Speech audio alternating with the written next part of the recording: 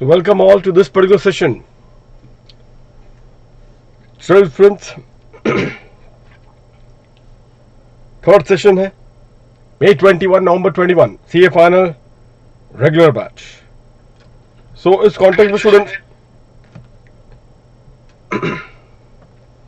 पहले दो क्लास में जो टॉपिक हमने स्टूडेंट्स किया था उसको हम लोग पहले रिवाइज कर लेते हैं जल्दी से. So let's quickly run through the topics that we have done. एक बार जस्ट कंफर्म कर लेते हैं स्टूडेंट्स, सारे स्टूडेंट्स आ गए हैं. So एक बार जस्ट कंफर्मेशन ले लेता हूँ in next 30 seconds so that I can then start off.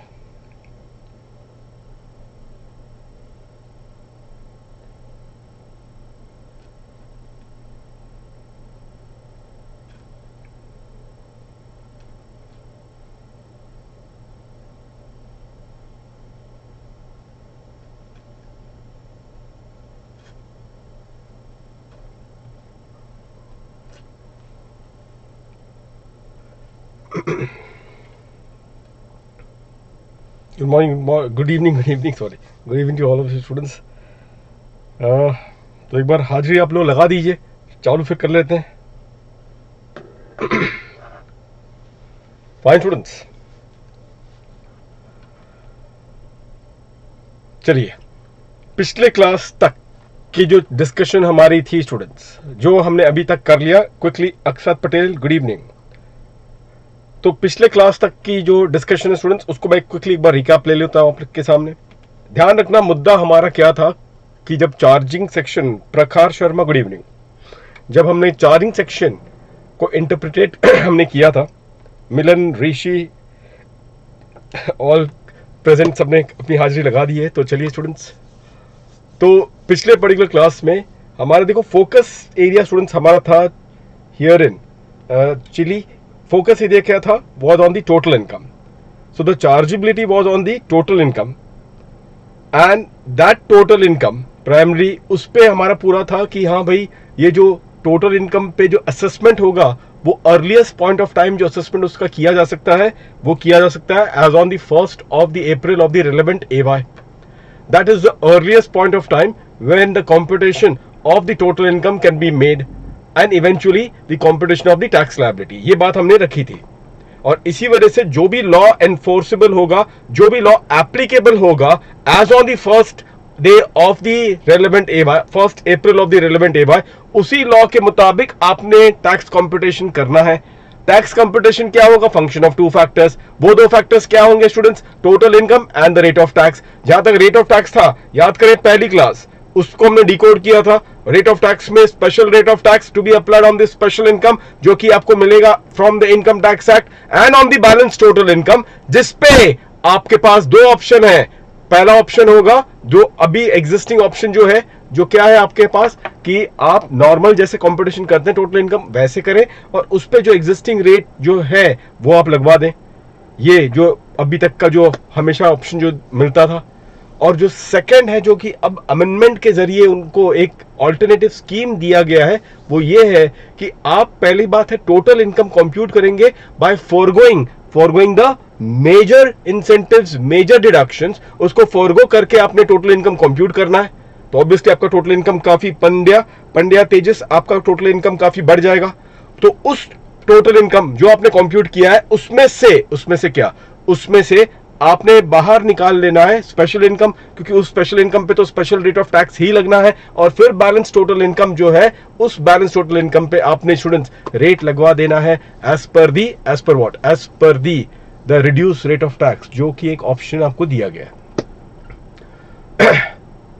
So the option which is available with all of you, जो वो है कि जो टोटल इनकम जो आपने इस तरीके से कंप्यूट किया है उसमें आपने रिड्यूस रेट ऑफ टैक्स लगवा देनी है on the balance total income. This is precisely what is the current scenario. मैं इस चीज को देखो स्टूडेंट, देखो हमेशा ध्यान रखना, आप नोटिस करें स्टूडेंट, हमारा ये थीम है, ये हमारा एजेंडा बनने वाला है आज से लेके आखिरी क्लास तक. इसी वजह से मैं एजेंडा सेट करके चलता हूं एकदम शुरुआत की क्लास में ही, ताकि दिमाग में एकदम से क्लियर रहे, क्योंकि आने वाले समय में अगले 3 साल मैं आपको बता रहा हूं यही असली गेम खेली जाएगी. ऑल्टरनेट स्कीम का ब्रेक इवन क्या होगा, अरे बहुत सारी चीजें इसके अंदर आपको देखना है, क्योंकि आप एक नए एरा में एंट्री मार रहे हो। तो ऐसा नहीं होगा कि हम इसको एज अ टॉपिक ले, जब बाद में करेंगे, वो तो चलो एक टॉपिक हम करेंगे, काफी प्रैक्टिकल प्रॉब्लम्स भी हम उस पर करने वाले हैं, लेकिन माइंड जो कंडीशनिंग है वो पहले से हमें बना के चलना पड़ेगा स्टूडेंट्स। जो कंडीशनिंग होती है वो हमें पहले से ही पहली क्लास से बना के चलनी है, एकदम क्लियर है उस बात को लेके। आप नोटिस करना कि जो पहले वाले जो इसके जो FA 19 का जो हमारा पिछले अटेम्प्ट मई 19 और नवंबर 19 का जब हमने ऐसे इंट्रोडक्टरी लेक्चर्स लिए होंगे, तब हर एक बैच का एक थीम होता है। तो असेसमेंट ईयर 21-22 जो आपको बिलोंग करता है उसका थीम मैं पहले ही क्लास से एकदम आपके दिमाग में सेटल डाउन करवाना चाहता हूं, कि बाद में जब वो सेक्शन तब झटके ना लगे बीच बीच में।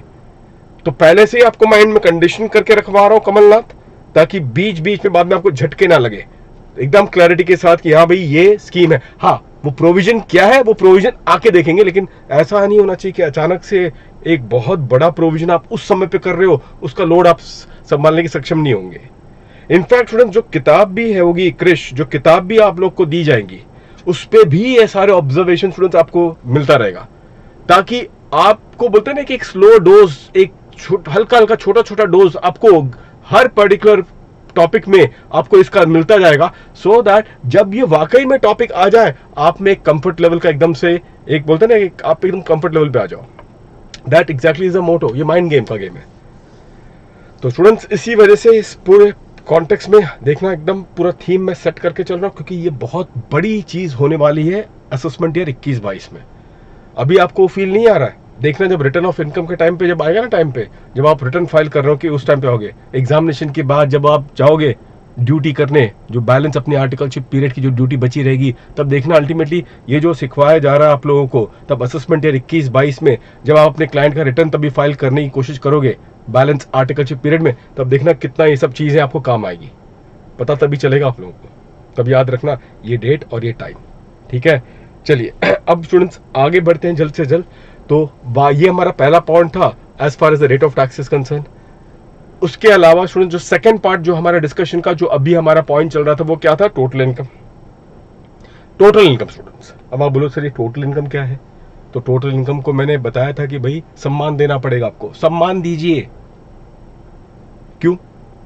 क्योंकि ये जो डेफिनेशन है टोटल इनकम का, ये means part of the definition है टोटल इनकम का, और आप तो जानते ही हो क्या छुपा है आप लोगों से, ये तो बात है। तो आप तो जानते ही हो कि total income means part of definition से ये क्या है कि एग्जॉस्टिव डेफिनेशन बन जाता है, और इस वजह से हमें उसके हर एस्पेक्ट को बहुत ही क्रिटिकली उसको एनालाइज करना पड़ेगा। तो हमने क्या कर दिया स्टूडेंट्स, पिछली क्लास तक हमने क्या किया था, हमने इस टोटल इनकम को 3 हिस्सों में तोड़ा था। याद करें आप पिछले क्लास तक की जो चर्चा हमारी हुई थी, तो पहला क्या था, इनकम, सेकेंड क्या था, एज रेफर्ड इन सेक्शन 5, और आखिरी में क्या था, and computed in the manner laid down under the act, and computed in the manner laid down under the act.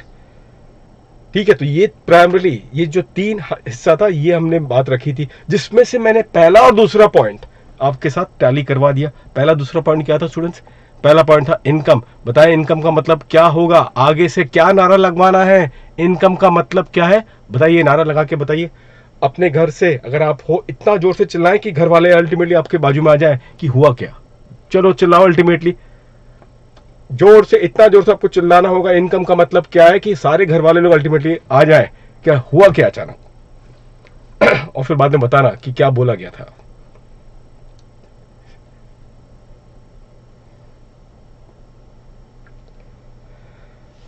वो तो है कमलनाथ, क्या करे, वो तो आपको ही पता है अरे बता दो, ऐसा तो नहीं है कि 1-2 थप्पड़ लग गया होगा अब तक। क्या है इनकम, इनकम में क्या नारा लगवाया था बिल्कुल सही कह रहे हैं, बिल्कुल सब सही कह रहे हैं आप लोग। तो ये है रेवेन्यू रिसीट प्लस दी स्पेसिफाइड कैपिटल रिसीट, बिल्कुल सही जवाब स्टूडेंट्स।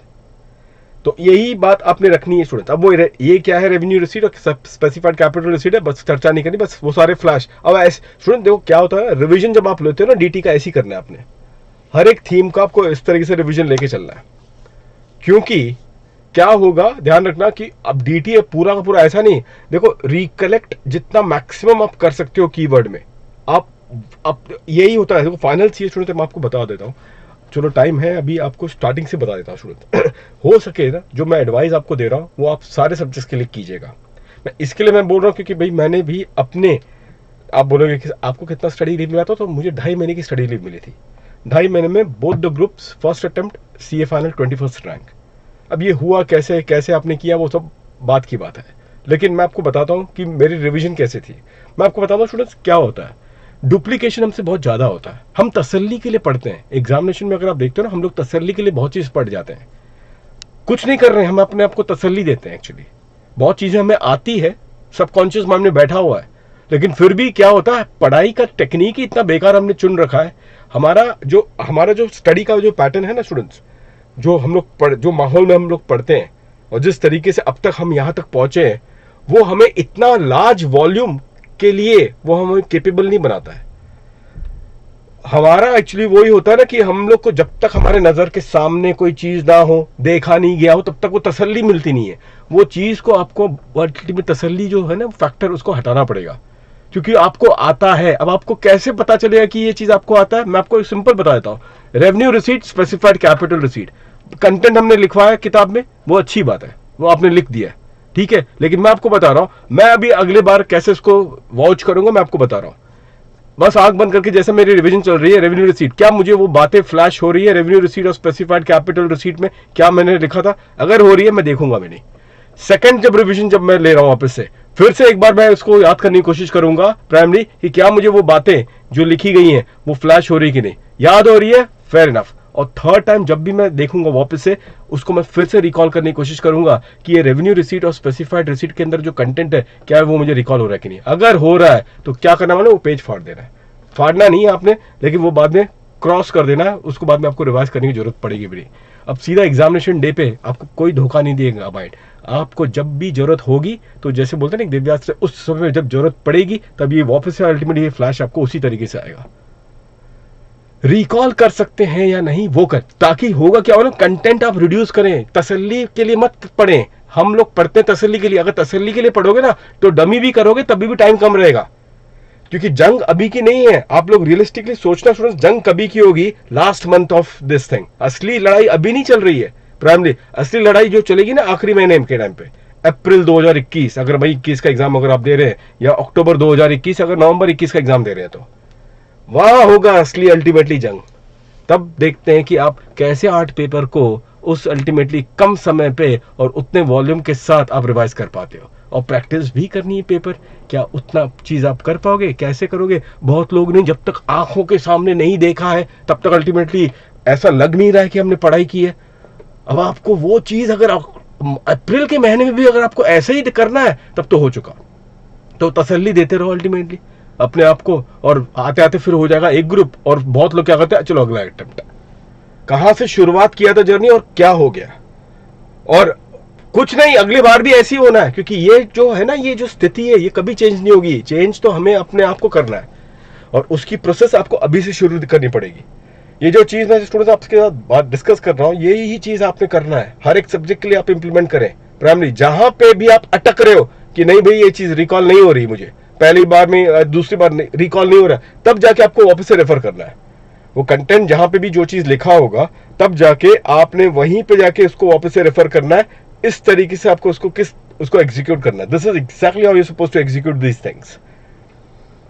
पहले से बता रहा हूं स्टूडेंट्स, ताकि ऐसा ना हो कि लास्ट लेक्चर में मैं आपको ये सब ज्ञान दूं और आप बोल रहे हो कि अब क्या बोल के फायदा, जब अल्टीमेटली जब चिड़िया चुग गई खेत, उस टाइप की अल्टीमेटली कंसेप्ट में आप आ गए। तो उस हिसाब से नहीं करो, मैं स्टार्टिंग से बता रहा हूँ हर एक सब्जेक्ट के लिए। ऑडिटिंग ये सब जो है टेक्निकल है, ऑडिटिंग भी बहुत टेक्निकल पेपर है एक्चुअली। स्टैंडर्ड जिसके जो होते हैं ना, it's a very technical paper. आपको कोई भी टीचर पढ़ा लेता है, लेकिन भाई आप में वो काबिलियत है कि आप वो एक्सप्रेशन अल्टीमेटली लिख पाओ अल्टीमेटली आंसर एग्जामिनेशन में। अगर आपको पूछा जाए बताइए जनाब ऑडिट मटेरियलिटी क्या है, तो आप लिख कर आओगे पता नहीं क्या। और जबकि ऑडिट भी अपना लैंग्वेज इस्तेमाल करता है, अपने लैंग्वेज, वो अंग्रेजी में नहीं है वो बात, वो अपने लैंग्वेज में अल्टीमेटली वो एक्सप्रेस करता है। हर एक सब्जेक्ट का अपना लैंग्वेज है जिसके तहत वो अपने आप को एक्सप्रेस करते हैं। जैसे कि फॉर एग्जांपल ऑडिट मटेरियलिटी में an item is material if it's misstatement affect the economic decision of the user of the financial statement, ये लिखना पड़ेगा, तब जाके 60+ मिलता है। यानी कि मटेरियल आइटम वो है, high value item, low value item, ये सब छोड़ दो अल्टीमेटली सीपीटी अप्रोच। अब ये चीज कैसे आएगी? रिकॉल अगर आप कर पा रहे हो, नहीं कर पा रहे हो तो देखते रहिए। अगर हो पा रहा है रिकॉल, अगर आप जोड़ पा रहे हो प्राइमरी वो सारे मिसिंग लिंक, तब जाके बात बनती जा रही है। प्रयास तो अब भी से करोगे, तब जाके अल्टीमेटली 8-9 महीने में खिलाड़ी बन जाओगे। ठीक है, मुझे कुछ ये चीजें बहुत ही स्टार्टिंग में आपसे चर्चा करनी थी स्टूडेंट्स, मैंने कर लिया, क्योंकि ये एंड में आपको कुछ अलग मैं मोटिवेशन दूंगा। लेकिन यहां पे आप प्रिपरेशन स्टेज पर हो, और इस प्रिपरेशन स्टेज पे ही आपको किस तरीके से आगे चलना है, हर सब्जेक्ट को लेकर टाइम है आपके पास काफी पर्याप्त, उसको भरपूर इस्तेमाल कीजिए। फर्स्ट अटेम्प्ट में मैं बता रहा हूं कि आईपीसीसी में रैंक नहीं आया था, ना ही कोई सीपीटी में मैंने कोई रैंक लाया हूं, लेकिन लाया हूं तो फाइनल सीए में। बोलते ना ऐसे, many things in life happen for the first time, बहुत चीज लाइफ में पहली बार होता है। फाइनल सीए में रैंक आ गया, और उसका एक ही स्ट्रैटेजी समझ में आ गया कि आईपीसीसी और सीपीटी में ये बच्चे बाय हार्ट, उनको तो बाय हार्ट अल्टीमेटली था भाई, मेरी ऐसी क्षमता नहीं थी कि मैं बाय हार्ट कर पाऊँ प्राइमरी, और बच्चों की बाय हार्ट 80, 90 सब लोग कोई लाते थे पेपर में, आ गया अल्टीमेटली, मेरी उस वैसी क्षमता नहीं थी। हाँ, रिकॉल करके कुछ क्रिटिकल वर्ड पकड़ के मैं अपने वर्ड्स में एक्सप्रेस करता था, वो चीज अल्टीमेटली मैंने कोशिश अपने एंड पे किया, और वही चीज अल्टीमेटली कामयाब हुई है at the end of the day. तो स्टूडेंट्स ये चीज बस आप लोग ध्यान रखना, वॉल्यूम बहुत है सीए फाइनल का। पहले तो कंसेप्चुअली सीखना है और उसको कंसेप्चुअली रिकॉल करना है। कंसेप्चुअली सीखें और उसके बाद उसको रिकॉल करें। यही दो बस छोटी मैंने बात रखा, एकदम सिंपलिस्टिक, एकदम क्लियर है, ज्यादा और भ्रम पालना नहीं है, नहीं तो आप बहुत उलझ जाओगे, कंफ्यूजन माइंड में बहुत हो जाएगा। कंसेप्चुअली सीखना और रिकॉल करना है, बस इसी पाथ पे आपको चलना स्टूडेंट्स, यही सक्सेस वाला पाथ है। बाकी और कोई बोलते रहे ना अल्टीमेट वो डाइवर्जन है, यही जो रियल सक्सेस जो आपको मिलना है वो इसी तरीके से मिलेगा। प्रैक्टिकल के लिए हो सकता है कि कुछ आपको प्रैक्टिस करनी पड़े, बात तो सही है, प्रैक्टिस तो करना ही पड़ेगा, उसके लिए टाइम मैनेजमेंट वो सब चीज देखना पड़ेगा। लेकिन अभी फिलहाल जब आप आर्टिकलशिप कर रहे हो, आपके पास काफी कम टाइम है, कैसे करोगे आप? कम टाइम में क्या करोगे? वापस से वो पूरी चीज वापस से रिपीट करते रहोगे? नहीं हो पाएगा। तो कम टाइम में कैसे इफेक्टिव रिविजन करनी है? रिकॉल करके। जब स्टडी लीव में जाओगे आखिरी के 4 महीने में, तो क्या करोगे? तो ऐसे रिकॉल को बैलेंस करेंगे with written practice, paper writing. इस तरीके से आपको वो टाइम पे बैलेंस करना है, तब जाके अल्टीमेटली आप फुल कॉन्फिडेंटली एग्जामिनेशन में दोगे। मैं आपको बता रहा हूं कि इस पे जो अल्टीमेटली कमांड ले आता है ना, बाकी इसका कोई कंपटीशन नहीं है। फिर पेपर कितना भी टफ आ जाए प्राइमरी, आपको हिला ही नहीं पाएगा। चलो स्टूडेंट्स, ये चीज मुझे बता रहा था, होपफुली ये चीजें, तो क्या होता है ना कभी कभी एक बैच में मुझे यही चर्चा मैंने एकदम एंड में किया था, एक बैच में 2007 और 2008 में, तब मुझे पता था स्टूडेंट्स ने बोला जब पूरा चीज हो गया आपका पूरा बैच, और अब आके हमें बोल रहे हो सब चीज। मैंने बोला चलो ठीक है, क्या करें। चलिए स्टूडेंट्स, आते हैं स्टूडेंट्स यहाँ पे। ऑडिट में पढ़ा नहीं सकता हूँ, लेकिन हाँ टिप्स जरूर देता रहूंगा कि भाई क्या मैंने, ऑडिट ऐसी सब्जेक्ट होती है ना, एक आप ब्यूटीफुल ब्लफ कर सकते हैं उसमें, लेकिन आप में वो एक क्षमता रहनी चाहिए। जैसे कि मैं आपको चलो बता ही देता हूँ, आपने अभी पूछ ही लिया, जैसे कि एक प्रोफेशनल एथिक्स है स्टूडेंट्स, प्रोफेशनल एथिक्स है एक ऑडिटिंग में प्राइमरीली, उसमें मैंने ऐसा लिखा था, अभी भी बता रहा हूँ, 2003 का अल्टीमेटली प्रोडक्ट है, और प्रोफेशनल एथिक्स में इंट्रोडक्शन मार दिया था। The hallmark of the noble profession is a strict adherence by its member to a common code of conduct. In India, the ICI is the premier body which regulates the conduct of its member. The CA is a member of a learned profession and he should conduct himself in such a way which is not unbecoming to the member of the institute. That is to say, his conduct should be within the four corners of the CA Act 1949. अब जब मैं ये लिख रहा था ना, मुझे पता था पूरे इंडिया में सिर्फ मैं ही लिख रहा हूँ, और बात कहूँ मुझे बस इतना ही चीज आता था। इसके अलावा जितना आपको आता है उतना ही मुझे ही आता है, मैं उसके ऊपर कुछ नहीं था। जितना आपको आता है उतना ही मुझे ही आता है। लेकिन ये जो चीज मैंने पकड़ी थी ना, ये मुझे आइडिया था कि पूरे इंडिया में मैं ही लिख रहा हूँ। इस चीज को अल्टीमेटली मैंने बहुत एक्सप्लॉइट किया, और आपके सामने यही पेपर में 72 लाया। सबसे कम पढ़ाई, स्मार्ट स्टडी इसमें मैंने बहुत की थी, और ये अल्टीमेटली नतीजा आपके सामने।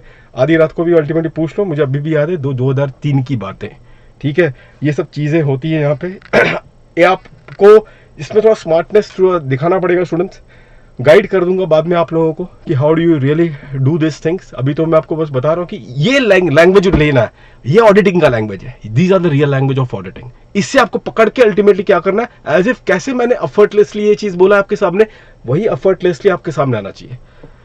और ये उसका एक ही तोड़ है, रिकॉल करना। देखो शुरुआत में बहुत डिफिकल्टी होगी, ऐसा बोले कि पहले दिन से जिस तरीके से पोपट जैसे मैंने बोल दिया आप लोगों को, ऐसा कुछ होने वाला नहीं है।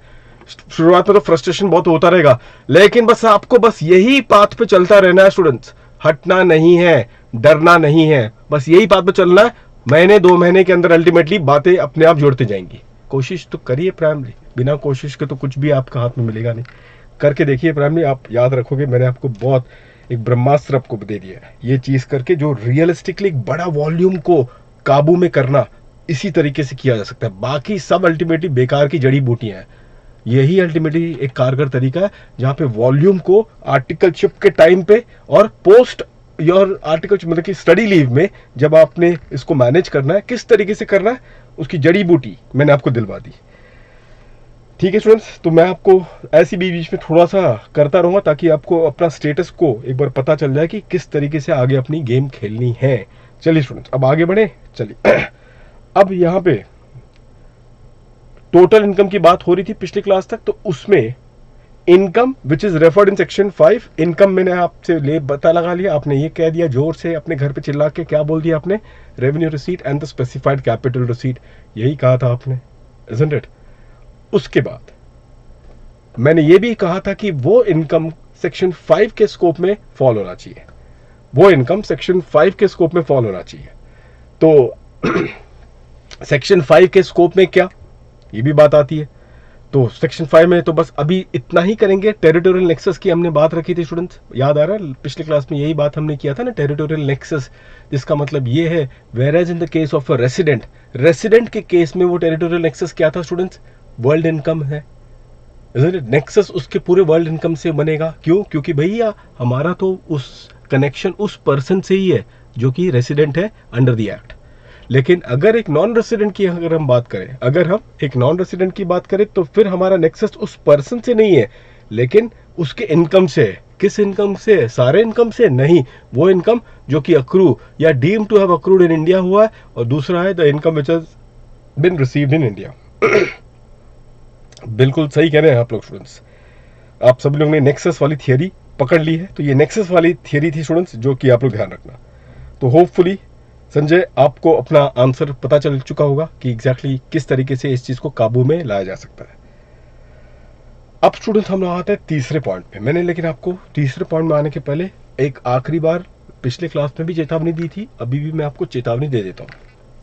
वो चेतावनी ये थी स्टूडेंट्स कि आपने तीसरे पॉइंट में जो था टोटल इनकम का, क्या था कि हमें कॉम्प्यूटेशन करना है in the manner laid down under the act. हमें क्या करना है, कॉम्प्यूटेशन करना है in the manner laid down under the act, ठीक है ना। तो कॉम्प्यूटेशन किसका और कॉम्प्यूटेशन कैसे, याद आ गया, किसका और कैसे। यही चीज आपने शायद नोट भी कर ली होगी अपने किताब में, नहीं की है क्यों तो कर लेना, हिंदी में भी लिख दोगे तो भी चलेगा, कोई दिक्कत नहीं। कॉम्पिटिशन किसका और कॉम्पिटिशन कैसे, तो किसका कॉम्पिटिशन करोगे, क्वालिफाइंग इनकम का। ऐसे आपको रिवाइज करना है स्टूडेंट्स, और ऐसे पीछे पीछे आते रहना है। किसका करेंगे कॉम्पिटिशन, करेंगे हम क्वालिफाइंग इनकम का। क्वालिफाइंग इनकम क्या है, क्वालिफाइंग इनकम है income specified revenue receipt plus the specified capital receipt, और वो इनकम जो कि सेक्शन 5 के स्कोप में फॉल है। तो उस क्वालिफाइंग इनकम का ही हमें आगे क्या करना है, कंपटीशन करना है, जिसके लिए हमें स्टेटमेंट बनाना होगा। मैंने आपको बताया था स्टेटमेंट में क्या होगा, पर्टिकुलर्स, अमाउंट एंड अमाउंट। तो वो जो स्टेटमेंट में जो भी आप अमाउंट लिखोगे वो उसी अमाउंट को आपको कंसिडर करना होगा जो कि क्वालिफाइंग इनकम उसे माना जाता है, उसी को आपको रेफर लिखना होगा जिसे आप क्वालिफाइंग इनकम आपने इसे बनाया है बाय स्टेप 1 एंड स्टेप 2। तो ये चीज़ है जो कि आप लोग ध्यान रखेंगे, ठीक है। पिछले क्लास में मैंने आपको बताया था कैसे गलतियां स्टूडेंट्स कर लेते हैं कि भाई जो एक नॉन रेसिडेंट का टोटल इनकम कंपटीशन चल रहा होगा, एक नॉन रेसिडेंट का कंपटीशन ऑफ टोटल इनकम चल रहा होगा, और क्या गलती बड़ी उन लोग कर लेते हैं, गलती उनसे ये सबसे बड़ी हो जाती है कि भाई इनका नॉन रेसिडेंट का टोटल इनकम के जब कंपटीशन की बारी आती है तो उस कंपटीशन में स्टूडेंट्स बताओ क्या गलतियां सबसे स्टूडेंट से हो जाती हैं। तो गलती यही होती है कि वो जो इनकम उसने बाहर अक्रू किया है और रिसीव भी उसने बाहर किया है, वो क्या करते हैं, स्टेटमेंट के अंदर उसको खींच लेते हैं। अब आप उसे स्टेटमेंट में खींचोगे और लिखोगे अंदर इनकम अक्रूड आउटसाइड इंडिया, और फिर लेस लिखोगे, नॉट टैक्सेबल या एग्जेम्प्ट, ऐसे ऐसे वर्ड्स यूज करके आप फिर उसको रिड्यूस करोगे और आउटर कॉलम में निल लेके जाओगे। ये अगर अप्रोच अगर आपने किया है तो ध्यान रखना स्टूडेंट्स, ये अप्रोच की वजह से क्या होगा, this will be considered as a incorrect answer completely. ये एक इनकरेक्ट आंसर माना जाएगा, टेक्निकली इनकरेक्ट है। तो मैंने आपको बता दिया, एग्जामिनेशन में कभी ऐसी गलती मत करना स्टूडेंट्स। वैसे तो जब हम नॉन रेसिडेंट टैक्सेशन करेंगे तब भी ये बात तो वापस से सामने हमारी आएगी, लेकिन मैं जब एनआर टैक्सेशन का मॉड्यूल जब करवाऊंगा आपको, जो कि आपका है स्टूडेंट्स मॉड्यूल नंबर 4, चौथे मॉड्यूल में जब हम लोग एनआर टैक्सेशन करेंगे, उस समय पे मैं आपसे ये जो तीसरे क्लास और दूसरे क्लास में जो हमने चर्चा की थी, उस समय पे देखता हूँ कि आप लोगों को वो चीज़ पकड़ में आई है कि नहीं। At that time I will try to pin you down कि भाई सेकेंड और थर्ड क्लास की बातें आप कहाँ पे क्या लिख रहे हो, वही गलती आपसे हो रही है जो कि सेकेंड और थर्ड, तब मुझे देखना कितने लोग अलर्ट थे। तो अभी इसमें आपको इसके लिए फोर्स कर रहा हूँ, नहीं करेंगे गलती हम लोग स्टूडेंट्स। वो जो सेक्शन 5 के स्कोप के बाहर है, वो जो क्वालिफाइंग इनकम है ही नहीं, उसे कभी भी आप टोटल इनकम के स्टेटमेंट पे आप उसे नहीं कंसिडर करेंगे। वहां पे आपको सिर्फ और सिर्फ उसको रेफरेंस देना है, रेफरेंस तो देना पड़ेगा लेकिन स्टेटमेंट के अंदर नहीं। कहां पे देंगे, इन द नोट्स। नोट्स में स्टूडेंट्स आप उसको रेफरेंस देंगे, ये बस आपको करना है ध्यान से। प्रैक्टिकल देखना वहां पे जब करेंगे तब एक बार देखता हूं वहां पे आप कितने लोग गलती करते हैं, तब आपको याद होगा कि यहाँ पे आपने गलती की है। ठीक है, तो चलो फिर आते हैं, फिर आप क्वालिफाइंग इनकम में आ जाइए। क्वालिफाइंग इनकम में फिर से मैं बता रहा हूं आपको, क्वालिफाइंग इनकम में सॉरी कंपटीशन में थर्ड स्टेप में तो स्टूडेंट्स तीसरा स्टेप जो है, जैसे कि टोटल इनकम का जो प्रक्रिया में क्विक पॉइंट है, टोटल इनकम में students, in the total income, बिल्कुल तेजस सही कहा आपने, इन द टोटल इनकम में जो आपको बताया गया था, इट मीन्स, और ये कोई हमारा कोई डेफिनेशन, ये डेफिनेशन है सेक्शन 2 क्लॉज 45 का। It means income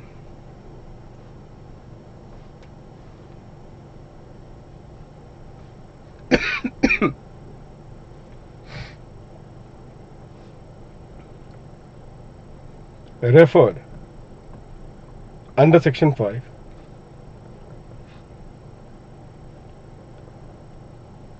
and computed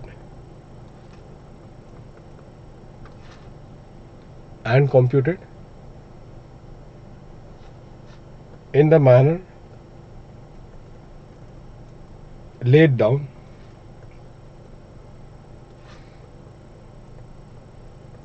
under the act. Income referred under section 5 and computed in the manner laid down under the act. तो जहां तक का हमारा डिस्कशन पिछले क्लास तक था, तो वो ये था कि यहां तक तो हमें मिल जाएगा अपना qualifying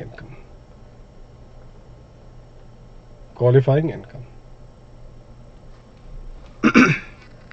and computed in the manner laid down under the act. ठीक है,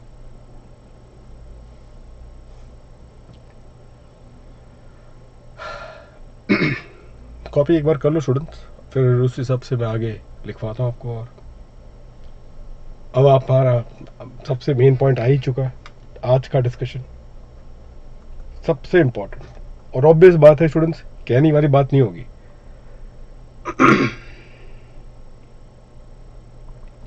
इसको क्लॉज कहते हैं, अक्षत क्लॉज कहेंगे, क्लॉज, सब सेक्शन नहीं कहा जाता है, क्लॉज कहते हैं। क्यों कहते हैं वो मैं थोड़ी देर बाद बोलूंगा, ठीक है, लेकिन कहूंगा जरूर।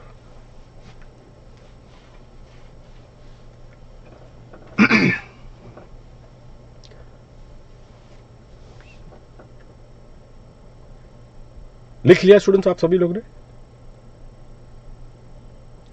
ठीक है स्टूडेंट्स। मैंने जो पिछले क्लास में भी आपको बताया था, डीटी और आईडीटी में किस तरीके से डाइवर्जन आपने देखा है, डीटी आईडीटी में किस तरीके से आपने डाइवर्जन देखा था। तो जहां तक डीटी और आईडीटी की बात ही मैंने बताया था, भाई वहां पे जो स्कोप है चार्जेबिलिटी का, जो नेक्सस वहां पे जो एस्टैब्लिश किया जाता है, वो किया जाता है on the basis of the consumption based. तो कंजम्पशन कहाँ पे हुआ है उस गुड्स और सर्विस का, उसके बेसिस पे क्या है, नेक्सस एस्टैब्लिश किया जाता है। चार्जेबिलिटी एस्टैब्लिश वो तरीका होता है चार्जेबिलिटी को एस्टैब्लिश करने का। ये मैंने आपको बताया था किस कॉन्टेक्स्ट में, in the context of the IDT. DT की डाइवर्जन है, ये नहीं है कि ये कहां पे अपने इनकम कमाया, भाई वो तो पता लगा, वो तो हो ही जाएगा, लेकिन जरूरी है डीटी में क्या पता लगाया जाता है, किसने ये इनकम कमाया, रेसिडेंट हो या नॉन रेसिडेंट हो, उसके बेसिस पे वो नेक्सस एस्टैब्लिश की जाती है। ठीक है, तो ये इस तरीके से क्या है, ये किसने ये इनकम कमाया है उसके बेसिस पे ही क्या है, ये नेक्सस को एस्टैब्लिश किया जाता है। ये तो मैंने बताया था क्या था distinction between DT and IDT. अब जब हम लोग आगे जा रहे हैं यहां पे, ठीक है, यहां पे मैंने आपको बताया था डीटी और आईडीटी का डिस्टिंक्शन, डीटी वर्सेस आईडीटी। ये स्टेज हमारा ये था, चर्चा हुई थी ना, यहां पर ही हमने चर्चा की थी। अब जब यहां पर हम ये वाले पॉइंट पे आ चुके हैं कंपटीशन में, तो अब हमारा ये जो यहां पे जो डिफरेंस है स्टूडेंट्स, बी केयरफुल, जो हमारा अब यहां पे जो डिफरेंस आने वाला है, तैयार हो जाओ स्टूडेंट्स एकदम से। इसमें जो करना है अपने डिस्टिंक्शन वो होगा कंपटीशन किसका, अकाउंटिंग इनकम का versus the income tax for income का। अब देखिएगा डाइवर्जन और the distinction between an accounting income and the income tax income. Distinction किसके और किसके बीच में, accounting income versus the income tax income. आप बोलोगे भाई क्या डिस्टिंक्शन है इनके बीच में, आपको ही पता चल चुका होगा स्टूडेंट्स। चलो मेरे बोलने के पहले स्टूडेंट्स जो जी ड्राइव के बच्चे होंगे वो सोच लें क्या डिस्टिंक्शन है, और जो लाइव के बच्चे होंगे वो अभी टाइप करके मुझे आंसर बता दे क्या डिस्टिंक्शन है। अकाउंटिंग और डीटी आईडीटी की नहीं चाहिए मुझे, वो तो मैंने बता दिया है, मुझे डिस्टिंक्शन चाहिए अकाउंटिंग इनकम और इनकम टैक्स की इनकम। जी ड्राइव वाले बच्चों आप लोग सोच के रखिए अपना आंसर, ध्यान से सोच के रखना। लाइव वाले बच्चे जो होंगे वो टाइप करें अपना आंसर जल्द से जल्द। 30 सेकंड का समय है सबके लिए, सोचने के लिए भी और टाइप करने के लिए भी।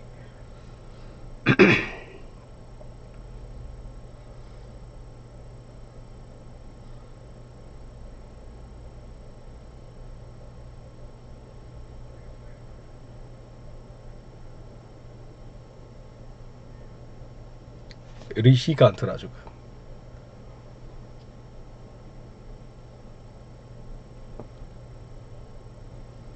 उमंग,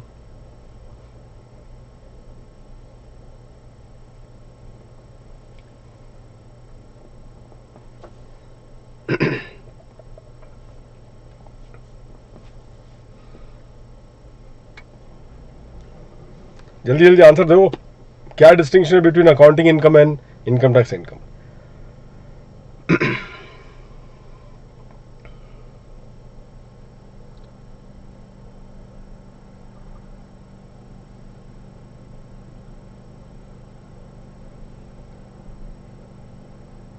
पुनीत,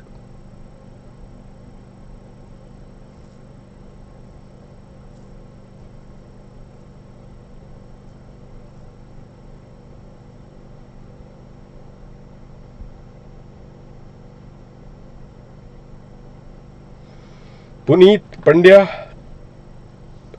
आयुष, अक्षत, हरिओम, कार्तिक, और जितने भी हमारे निसर्ग, बिल्कुल सही कहा स्टूडेंट्स आप सब, और जितने भी हमारे जी ड्राइव के बच्चे होंगे उन्होंने भी एक चीज तो आपने ले लिया होगा, something on this sort. Sanjay, Vishal, तो एक तरीके से आप सभी लोगों ने अपने आंसर्स रखा है, बिल्कुल सही कह रहे हैं। प्रखार, मनन, मैं आपको स्टूडेंट्स बताता हूं जो आप लोगों ने सोचा उसमें एक ये करना कि जो मैंने अभी आपको आंसर देना, क्या उससे आपके परसेप्शन बिटवीन द टू, क्या वो चीज आपकी बन रही है। देखिए स्टूडेंट, अकाउंटिंग इनकम जो कि आप लोग ने सभी लोगों ने कहा है कि इसमें अकाउंटिंग हम standard accounting standard end S के मुताबिक, अकाउंटिंग प्रिंसिपल कन्वेंशन गैप के मुताबिक क्या है, हम अपने इनकम को कंप्यूट करते हैं। बिल्कुल सही कह रहे हो स्टूडेंट्स। और जहां तक कि इनकम टैक्स की प्राइमरी जो रूल है वो उसकी अपनी रूल्स है कंप्यूटेशन की, और वो कंप्यूटेशन वहां पे अपना एक अलग वो रूल देता है to compute the total income. बात सही कह रहे हो, इसको डिनाई जरा भी नहीं किया जा सकता है। और एक अगर मैं बहुत ही लेमैन तरीके से अगर मैं बात करूं, जो कि आपको एक चीज कनेक्ट आ जानी चाहिए। देखिए जनाब स्टूडेंट्स, क्या होता है, जैसे कि हम लोग जब लोग करते हैं अकाउंटिंग इनकम जब बनती है तो वो सीधा उसका फोकस आता है नेट प्रॉफिट पे। और जब नेट प्रॉफिट हमें लाना होता है तो उसमें हम लोग कोई हेड वाइज या कोई उसके कोई शेड्यूल्स नहीं बनते हैं। जैसे कि हम इनकम टैक्स लॉ में, आपको तो पता ही है कि ये जो आप इनकम टैक्स लॉ के लिए कमलनाथ, ये जो आप लोग इनकम टैक्स लॉ के लिए जो टोटल इनकम बनाते हो वो बनता है क्या, not in a consolidated manner but the total income is computed for each and every head separately and distinctively. तो हेड वाइज आपको कंप्यूटेशन करना होता है सबसे पहला, और फिर उसको कंसोलिडेट, और कंसोलिडेशन मतलब कि टोटलिंग। जो टोटलिंग भी करोगे ना तो वहां पर भी कुछ नियम आएंगे बीच में, set of and carry forward का। और फिर उसके आधार पे फाइनली आपने क्या करना है, आपके पास जीटीआई कुछ आता है और फिर फाइनली आप पहुंचते हो कहां तक, टोटल इनकम तक। तो ये पूरा प्रोसेस है आप जो उसके साथ जाते हो। So in that regard students, अगर आप नोटिस करना, as far as the accounting income is concern, यहां पे कोई हम ऐसा कोई 5 हेड या कोई 5 शेड्यूल के मुताबिक कोई हम अपनी net profit as per the companies act नहीं बनाते। हम एक कंसोलिडेटेड उसका एक रूप देते हैं in the computation of net profit as per the Companies Act. Whereas when it comes to the computation of the total income under the Income Tax Act, the same computation students is done for each and every head first separately, और फिर उसको हम आगे consolidate करते हैं। जब consolidation का भी जब समय आएगा तो वहां पर भी उसका भी अपना एक रूल है, क्योंकि सेट ऑफ के प्रिंसिपल को तब ध्यान में रखना पड़ता है जब टोटलिंग की बारी आती है। क्योंकि कुछ लॉस है जो कि आपको पता है, जो कि दूसरे के प्रॉफिट से सेट ऑफ नहीं हो पाएगा, है तो वो टोटलिंग का ही प्रक्रिया। एक लॉस को भी जब सेट ऑफ करवा रहे हो किसी एक पॉजिटिव इनकम से, तो क्या वो एक टोटलिंग का ही प्रक्रिया मानी जाएगी? बिल्कुल मानी जाएगी। लेकिन आप खुद ही महसूस कर सकते हो और खुद ही ये फील कर सकते हो कि वहां पर ये भेदभाव रखा जाता है। They make this kind of a distinction for sure. तो स्टूडेंट्स, इस कॉन्टेक्स्ट में ये चीज पर्टिकुलर पॉइंट आप लोग ध्यान रखेंगे। तो यहां पर डिवोर्स होता है between accounting income and the income tax income. Divorce between the two, which is income accounting versus the income tax law. ठीक है। अब क्योंकि इनकम टैक्स लॉ को हम कंप्यूट करते हैं, उसकी टोटल इनकम की प्रक्रिया शुरू होती है by computing the income for each and every head distinctively separately. इस वजह से बताइए क्या, इस वजह से बहुत जरूरी होगा स्टूडेंट्स कि हमें क्या करना है, हमें उस इनकम को, किस इनकम की बात कर रहे हैं आप, क्वालिफाइंग इनकम की बात हो रही है, उस क्वालिफाइंग इनकम को पहले हमें अप्रोप्रिएट हेड में क्लासिफाई करना है। तो जो हमारा सबसे जो पहला स्टेप है कंप्यूटेशन का, कंप्यूटेशन लेकिन किसका, कंप्यूटेशन किसका, क्वालिफाइंग इनकम का। तो जब हमारा जो कंप्यूटेशन का जो स्टेप होगा उसमें पहला स्टेप होगा, बताए क्या, क्लासिफिकेशन का। और हमें क्लासिफाई करनी होगी हमारे क्वालिफाइंग इनकम को in the appropriate heads of income. हमें क्लासिफाई करना होगा हमारे क्वालिफाइंग इनकम को in the appropriate heads of income. A wrong classification, a wrong classification students, अगर यहां पे गलती हो गई तो मुंह के बल गिरोगे। अब लोग ऐसे कैसे गिरेंगे मुंह के बल? क्यों? क्लासिफिकेशन आपकी गलत हुई, एक ये इनकम होना चाहिए था ये हेड का, करवा दिया आपने किसी और हेड में, तो फिर क्या उसका मतलब निकला जाए, तो आपका टोटल इनकम भी गलत ही आने वाला है। ऐसा क्यों? क्योंकि हर हेड ऑफ जो है इनकम, वहां पे आपको पता है कि the computation process is completely separate and distinct with the other heads. जो उसकी कंपटीशन की जो प्रक्रिया है, उसकी जो रूल्स है कंपटीशन की, वो अलग है, डिस्टिंक्ट है। किससे? From the other heads of income. जैसे कि है ना ये 5 हेड्स, 5 उंगली देख रहे हो ना आप लोग, बराबर ऐसा ही है। और हर उंगली प्राइमरी एक दूसरे से अल्टीमेटली टैली नहीं करती है। लेकिन कोई स्टूडेंट्स बताएगा नहीं मेरे हाथ देखो, मेरी तो 2 उंगली समान है, वो एक्सेप्शन हो सकता है, लेकिन अदरवाइज तो स्टूडेंट्स खुद ही आप देख रहे हो कि they are not primary same. पहला हेड आपका सबसे प्यारा हेड कौन सा है? सैलरी। पसंद काफी किया था आप लोगों ने आईपीसीसी में सैलरी को पढ़ना, ओके। लेकिन टीचर उतना पेनफुल में आ जाता है पढ़ाने के लिए। तो स्टूडेंट्स कुछ बोल रहे कि तो इसका मतलब है कि क्या आप नहीं पढ़ोगे सैलरी? फाइनल में पढ़ाएंगे, लेकिन इस बार इसका अंदाज बयां कुछ और होगा और आप रियली अप्रिशिएट करोगे कि किस तरीके से आपको सैलरी की टॉपिक पढ़ाई गई है। आने दीजिए, जब बहुत हम उत्सुक हो गए सैलरी पढ़ने के लिए, तो उस उत्सुकता को थोड़ा रोकिएगा और सैलरी टॉपिक आपको पढ़ाई जाएंगी 5वें मॉड्यूल में जहां पे हाउस प्रॉपर्टी भी अपना प्राइमरी इंतजार करता होगा कि हम भी लाइन में हैं, अब हमारा भी ख्याल रखना, हाउस प्रॉपर्टी का भी ख्याल रखा जाएगा।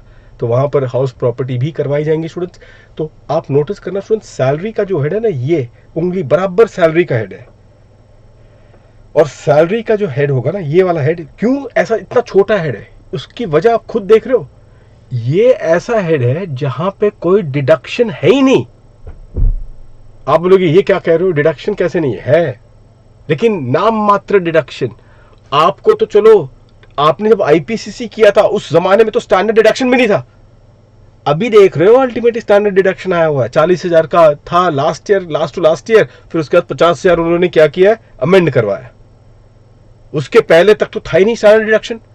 एक पी टैक्स का डिडक्शन था और एंटरटेनमेंट अलाउंस, 3 डिडक्शन बस थे इस पूरे हेड के अंदर। ज्यादा से ज्यादा आपको क्या मिलना था इस हेड के अंदर? प्राइमरीली आपको मिलना था एग्जेम्पशन।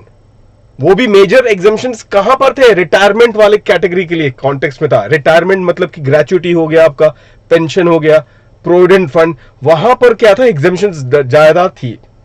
तो अगर वो हेड को अगर समराइज किया जाए, एक मैक्रो ओवरव्यू अगर मुझे देना है कि आपने क्या पढ़ा था उसके अंदर, कोई डिडक्शन नहीं है प्राइमरी। और उसमें तो इस वजह से सबसे जो सफर करता है ना स्टूडेंट्स, सफरिंग, तकलीफ कहां होती है, यही हेड में होती है स्टूडेंट्स। कहां पे? ये आपका हेड है सैलरी। आप सोचो, एक आपको अभी चुभेगा नहीं सैलरी में, तब चुभेगा आपको जब आपकी तनख्वाह होगी कितने की, करोड़ की। 1 करोड़ की तनख्वाह आप कमाओगे, अभी नहीं कमाओगे, काफी एक्सपीरियंस हो जाने के बाद आपकी तनख्वाह होगी सैलरी 1 करोड़ की, और आप तब देखना कैसा फील होता है आपको कि आपके लिए भी 50,000 का डिडक्शन फ्लैट। और जो अभी जो ज्वाइन किया है फ्रेश सीए आप ही के ऑर्गेनाइजेशन में, आप ही की कंपनी में, और उसको जब तनख्वाह मिल रही है कितने की, 6 लाख की, उसको भी 50,000 का क्या स्टैंडर्ड डिडक्शन। दोनों ही बैठे हुए हैं किस पे? स्टैंडर्ड डिडक्शन 50,000 लेके। तब देखो क्या फील होता है आपको तब लगता है कि यही ग्रॉस बेसिस पे ही मेरी सारी टैक्स हो रही है, बस 50,000, जो कि मैं शायद लू भी नहीं तभी मुझे कोई फर्क पड़ता नहीं है। तो ऐसा तो डिडक्शन दे रखा है सैलरी में, जो भी कुछ बहुत उसको कुछ मिलेगा, लेवल पे कोई मिलना है तो उसको क्या मिलेगा, एक तरीके से he will be getting what, the exemptions in respect of the retirement benefits and certain allowances. वो भी अलाउंस भी कौन से अलाउंस हैं आपको तो पता ही होगा। चिल्ड्रन एजुकेशन अलाउंस बहुत चाव से पढ़ा था आप लोगों ने, isn't it? Children education allowance.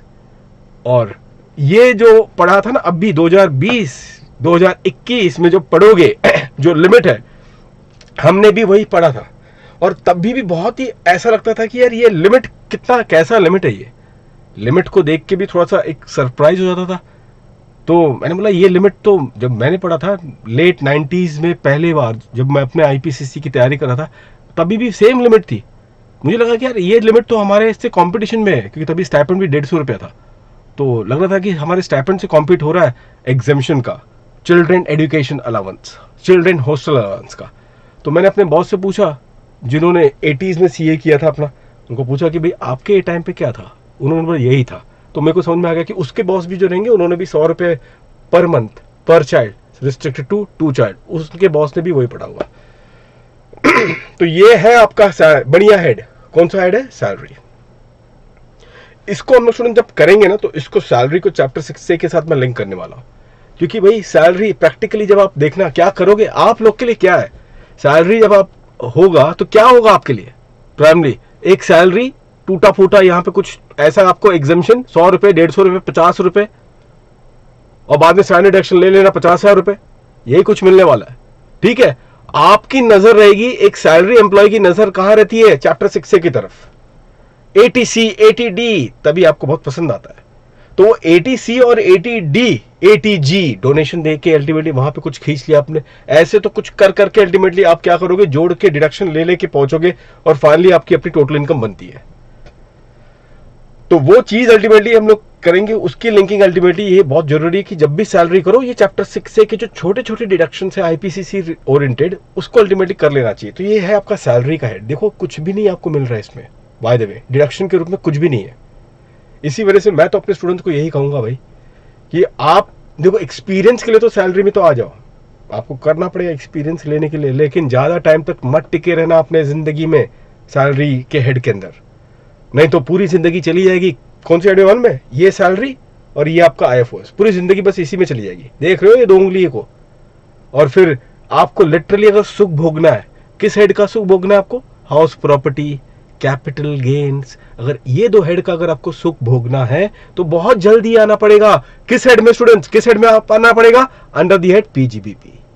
PGBP के हेड में आओगे तब जाके सुख भोगोगे किसका, हाउस प्रॉपर्टी का, और दूसरा है आपका capital gains. And that exactly how the things would be. Otherwise जो सैलरी है वो आपका और आईएफओएस यही पे पूरी जिंदगी कट जाएगी। ठीक है, तो ये चीजें भी अल्टीमेटली आप लोग ध्यान में रखें। और इसी कॉन्टेक्स्ट में स्टूडेंट्स यहाँ पे ये है आपका सैलरी हेड। डिडक्शन के नाम, कंपटीशन के नाम पे हार्डली कोई डिडक्शन, और कुछ थोड़े बहुत मिल जाता है आपको क्या, एग्जेम्पशन। ये है आपका head in a summarised form. ठीक है स्टूडेंट्स, तो ये है प्राइमरी इन अ समराइज्ड फॉर्म आपको दे दिया गया। अब आप आए हाउस प्रॉपर्टी का हेड। लगभग स्टूडेंट्स ये हाउस प्रॉपर्टी भी एक तरीके से सैलरी से इंस्पायर हुआ है, लेकिन देखो कद में ये थोड़ा बड़ा है। देख रहे हो आप लोग, हाँ सर दिख तो रहा है। तो ये कद में अल्टीमेटली ये हाउस प्रॉपर्टी का हेड आपके सैलरी के हेड से बड़ा है। ऐसा क्यों, क्योंकि आपके हाथ में देखो, पहली बात तो चलो जीएवी आप कंप्यूट करोगे, उसकी अपनी एक टेक्निक है कंपटीशन करने की। फिर उस जो जीएवी जो आपने कंप्यूट किया उसमें से जो म्युनिसिपल टैक्स जो पे किया है एक्चुअली, वो पेड को आप रिड्यूस करोगे, जिससे आपको मिल जाएगा आपका एनएवी। एनएवी से वहां पर भी है स्टूडेंट्स, बताएं क्या वहां पर आपको मिलेगा, दी स्टैंडर्ड डिडक्शन। वहां पर भी स्टूडेंट्स जो आपको मिलना है वो मिलेगा दी स्टैंडर्ड डिडक्शन। जो स्टैंडर्ड डिडक्शन है यहां पे स्टूडेंट्स बी केयरफुल, जो एक स्टैंडर्ड डिडक्शन होगा वो स्टैंडर्ड डिडक्शन अनलाइक सैलरी, और इसमें क्या है फर्क, फर्क देखो है, दोनों में स्टैंडर्ड है, डिडक्शन स्टैंडर्ड होगा, लेकिन एटलीस्ट जो हाउस प्रॉपर्टी का स्टैंडर्ड डिडक्शन है उसको मैं कह सकता हूं क्या, प्रोग्रेसिव। क्यों मैं इसको प्रोग्रेसिव कह सकता हूं या मान सकता हूं, क्योंकि higher the HP income higher will be my house property deduction. मानते हो इस बात को, higher the HP income higher will be my standard deduction. Whereas ये जो आपका सैलरी में जो आपने देखा था, क्या सैलरी में जो आपको स्टैंडर्ड डिडक्शन मिला है वहां पे कुछ नहीं मिलना है आपने कुछ भी नहीं मिलेगा। क्यों, क्योंकि देख रहे हो फ्लैट है। मैंने बोला ना, जो बंदा 6 लाख कमा रहा है तनख्वाह जिसको मिल रही है और जिसको 1 करोड़ की तनख्वाह मिल रही है, दोनों के लिए 50,000 ही है। लेकिन एक 6 लाख की हाउस प्रॉपर्टी की, एक 6 लाख का GAV under the head house property, और एक 1 करोड़ का GAV gross annual value under the head house property, उस पर आप खुद आप फर्क महसूस कर रहे हो ना, फर्क महसूस कर रहे हो आप लोग की नहीं।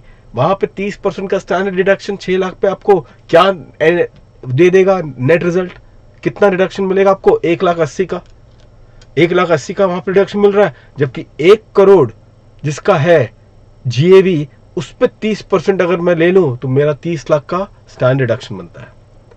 ये है फर्क जो कि आपको अप्रिशिएट करनी पड़ेगी, unlike in the case of salary. इस वजह से एचपी का कद इससे बड़ा है तो इसमें भी स्टैंडर्ड डिडक्शन, लेकिन ये प्रोग्रेसिव है। और इसके अलावा और एक डिडक्शन आपको पता ही है स्टूडेंट्स, कौन सा deduction, interest on the loan which is borrowed for the purpose of purchase और construction of the house property. तो वो भी एक आपको डिडक्शन उसका दिया जाता, तो है बहुत थोड़ा बहुत है अच्छा खासा डिडक्शन जो कि आपको ध्यान रखना है वहां पे।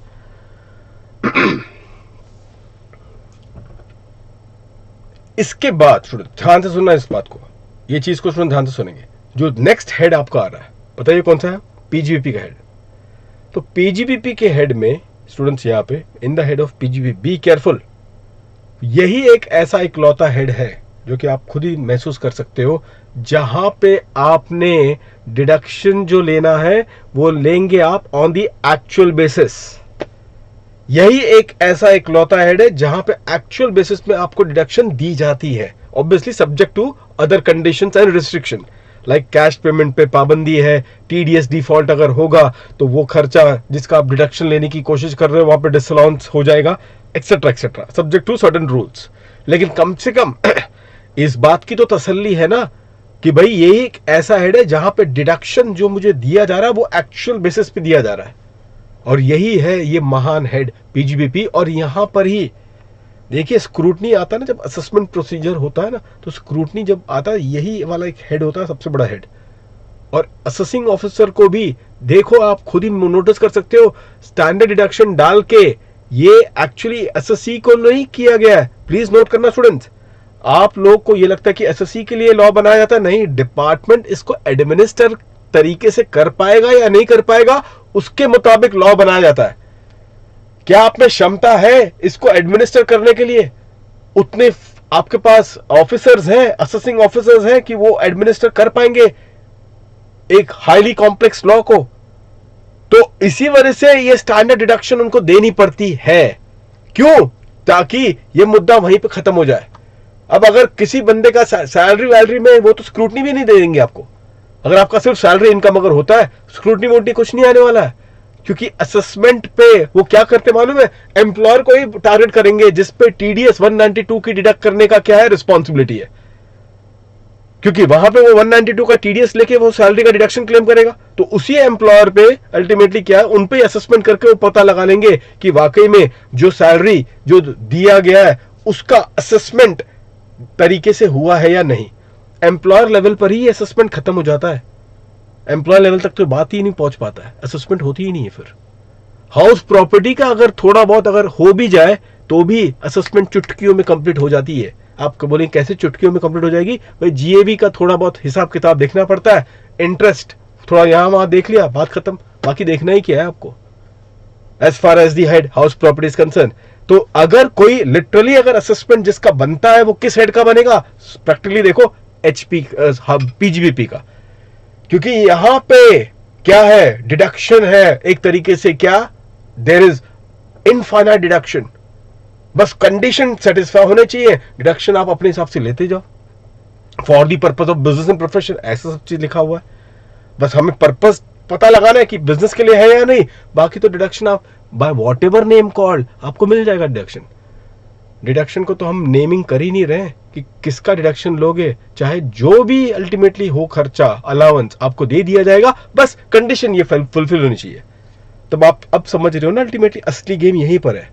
क्योंकि जब असेसमेंट होगा तो भाई एओ कोई पाबंदी नहीं लगा सकता है कि ये एक्सपेंडिचर वो एक्सपेंडिचर नहीं, उसे तो हर एक्सपेंडिचर को क्या है, अकोमोडेट करना पड़ेगा in computing the profit and gains from business and profession provided the relevant condition of the section is fulfilled.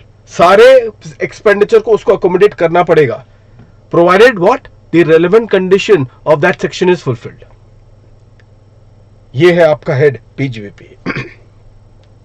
और इसी के कॉन्टेक्स्ट में स्टूडेंट्स हमें बहुत केयरफुल रहना है, और यही सबसे बड़ा हेड है। और यहां पर ही आप शुरू करोगे आपका पहला टॉपिक, क्योंकि ऑब्वियस बात है कि जो पहला ही टॉपिक मैं देखो इस तरीके से कभी मैं ऐसा नहीं करूंगा, वैसे तो हम सब चीज को वो करके चलेंगे, लेकिन पीजीबीपी आपकी रीढ़ की हड्डी है, डीटी का जो बेस है। सिर्फ मैं आपको आप खुद ही आपको एक देखो, आप ऐसा देखो, जब मैं पढ़ा रहा हूं आप थोड़ा सा उसको एबिलिटी इसको विजुलाइज करो। ये सिर्फ पीजीबीपी तक का नहीं, असेसमेंट तक जा रहा है ये बात। सर्च सीजर रेट जब होगा वो वहां तक बात जा रही है, बात बहुत दूर तक जा रही है स्टूडेंट्स। ये आपको मॉड्यूल 3 वहां तक अल्टीमेट इंपैक्ट देने वाला है। पहले मॉड्यूल से लेकर तीसरा मॉड्यूल का इंपैक्ट आपको दिख रहा है यहां से, जहां से हम लोग वहां पे खड़े होकर अभी बात कर रहे हैं। क्योंकि यही असली गेम है। और यहां पर कोई हमें जल्दबाजी नहीं करनी है, बहुत ही तरीके से जाएंगे। आईसीडीएस को लिंक कर करके मैं चलूंगा आपको। ऐसा पीजीपी आप सीखोगे, मैं बता रहा हूं कि कोई अल्टीमेटली आप अपने बॉस को सिखा दोगे वो लेवल पे जो आपको सिखाया जाएगा, कि आप अपने बॉस को सिखा दोगे वो लेवल एडवांस आप पहुंच जाओगे as far as the subject is concern. मैं पूरा लिंकिंग के साथ चलूंगा। यहाँ पे आईसीडीएस को अल्टीमेटली आपको हंसते खेलते पता भी नहीं चलेगा कब आईसीडीएस स्टार्ट हुआ कब कंप्लीट हो गया। ये सारे 10 आईसीडीएस वहीं पे कंप्लीट। इस तरीके से अल्टीमेटली ये करना है, क्योंकि यहां पर ही बहुत है। क्योंकि मैं आपको बताऊं यही असली गेम है स्टूडेंट। एंड आप अपना लेवल देखना, आप अपने बाकी जितने भी स्टूडेंट्स होंगे आप देखना, स्टूडेंट छोड़ दो, आप स्टूडेंट से कंपेयर नहीं, बॉस को अल्टीमेटली आप टक्कर दे पाओगे और एक्सेल भी कर जाओगे उनसे। ये लेवल का अल्टीमेटली आप में एक एबिलिटी आ जाएगी। तो इसमें स्टूडेंट्स आप खुद क्यों हम लोग कर रहे हैं और क्यों ये एक्सपर्टीज चाहिए, क्योंकि अगर आपको डीटी में डायरेक्ट टैक्स में अगर कुछ काम बड़ा करना है, देखिए किस में होगा, पीजीबीपी में होगा, क्योंकि वही लिंक आपको असेसमेंट की तरफ लेके जाएगा, या नॉन रेसिडेंट टैक्सेशन और ट्रांसफर प्राइसिंग में। ठीक है, कैपिटल गेन्स उसका मेरा चौथा हेड है स्टूडेंट। अगर आप देखोगे कैपिटल गेन्स क्या है, इसका हेड आप खुद ही नोटिस करना, ये एग्जैक्टली हेड क्या है। हेड में अगर आप देखोगे तो transfer of the capital asset, जिसके बदौलत क्या है कैपिटल गेन्स।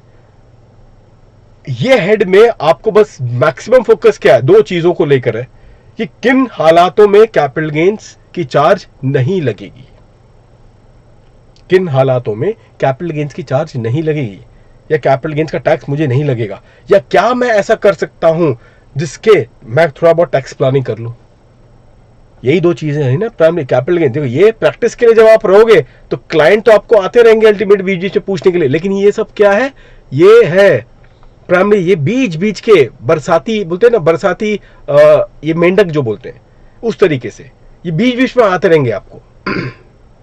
क्लाइंट भी जब वो हाउस प्रॉपर्टी बेचेगा तब आपके पास अल्टीमेटली आएंगे कि भाई देखें क्या, पहली बात तो वो पूछेगा कि कैपिटल गेन्स बड़ा हो जाएगा, उसमें कंपटीशन पहले बात तो आएगी कि कंपटीशन आपको शायद करना पड़े। तो कंपटीशन जब आप करोगे तो उसके में एक तरीका देखो, इसका भी कंपटीशन काफी अलग है, आप खुद ही नोटिस कर सकते हो कंपटीशन ऑफ कैपिटल गेन्स का क्या है, कंपटीशन ऑफ कैपिटल गेन्स का इतना अलग क्या है इसके अंदर, खुद ही आप नोटिस कर सकते हो कि एक नॉन डिप्रिशिएबल एसेट अगर है और वो लॉन्ग टर्म इन नेचर का अगर होगा तो उस पर एक इंडेक्सेशन का कंसेप्ट लगा है, जो कि अपने आप में बहुत ही यूनिक केस है। दूसरे किसी भी हेड में ऐसा कोई कंसेप्ट है ही नहीं इंडेक्सेशन का, जो कि इस हेड में पाया जाता है। आप आज का कॉस्ट को वैल्यू को डिटरमाइन करवाते हो थ्रू द इंडेक्सेशन प्रोसेस। ये कोई भी हेड में आप इस तरीके से आप इन्फ्लेट नहीं करोगे। एक बिल्डर ले लो स्टूडेंट्स, एक बिल्डर ले लो जिसका क्या है, बिजनेस है खरीदना बेचना प्रॉपर्टी का, तो उसका हेड कौन सा हेड होगा, पीजीबीपी। तो अगर उसका हेड पीजीबीपी है तो वो कभी भी अपने पीजीबीपी के कंपटीशन के टाइम पे कभी भी वो कॉस्ट जो उसका है उसमें वो इन्फ्लेशन डालता नहीं है। पीजीबीपी में इन्फ्लेशन का कोई कंसेप्ट है ही नहीं, सिर्फ एक ही हेड है जहां पे इन्फ्लेशन के कंसेप्ट चलते हैं, और वो आपका हेड है कौन सा हेड है, कैपिटल गेन्स। ये एक बहुत ही खास बात है कैपिटल गेन्स की। और दूसरा खास बात है स्टूडेंट उसका टैक्स रेट। जैसे कि हमने पहले ही क्लास में मैंने बताया था, टैक्स रेट में लॉन्ग टर्म कैपिटल गेन्स देख रहे थे आप तो आपको बताया था, इसके स्पेशल टैक्स रेट इस हेड में आपको मिलते हैं। लेकिन तो भी आप नोटिस करना स्टूडेंट्स, एक 20%, मुझे अगर लॉन्ग टर्म कैपिटल गेन्स 20% के हिसाब से अगर लग रहा है तब भी 20% काफी ज्यादा होते हैं, क्योंकि गेन भी काफी बड़ा है। तो 20% मैं पे नहीं करना चाहता हूं, तो आपके पास आएंगे उन्हें कुछ बता दो यार, कुछ कर सकता हूं ताकि ये कम हो जाए। तो उस समय पे आपकी नजर चैप्टर 6 की तरफ नहीं होनी चाहिए, नहीं तो आपने नहीं पढ़ा तो था नहीं, चैप्टर 6 की तरफ नजर नहीं होनी चाहिए। बताओ चैप्टर 6 की तरफ आपकी नजर क्यों नहीं होनी चाहिए, क्यों नहीं होनी चाहिए। सारे जी ड्राइव के स्टूडेंट्स अलर्ट हो जाओ, लाइव स्टूडेंट वो तो आप जवाब दोगे, जी ड्राइव अलर्ट हो जाइए। क्यों नहीं चैप्टर 6 की तरफ आपकी नजर होनी चाहिए जब आपका क्लाइंट पूछेगा कुछ करो और मुझे ये जो टैक्स हो रहा है कैपिटल गेन्स का उससे काइंडली बचा दो, तब आपकी नजर चैप्टर 6 की तरफ नहीं होनी चाहिए। ऐसा क्यों? दीपू ने कोशिश की है, संकट कटे मिटे सब पीरा। दीपू, अक्षत,